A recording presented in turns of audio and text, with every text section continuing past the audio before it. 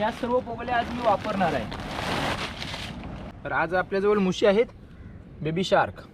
याला सर्वात जास्त खेकडे भेटतात. अशी मधून फोल्ड केले आणि टाईट बांधायचे. जेवढी तुम्ही टाईट बांधू शकता ना गाठ, तेवढं तुमच्यासाठी चांगलं आहे. नाहीतर खेकडा चारा घेऊन जाऊ शकतो. बघा असे टाईटमध्ये गाठी मारायच्या आहेत. जर खेकडा हा चारा खाण्यासाठी आला तरीसुद्धा त्याला पोगलीच्या आतमध्ये शिरायला लागेल. आणि जेव्हा खेकडा चारा खात असेल त्यावेळी आपण पोगली उचलू आणि खेकडा पोगलीच्या आतमध्ये आपल्याला सापडेल.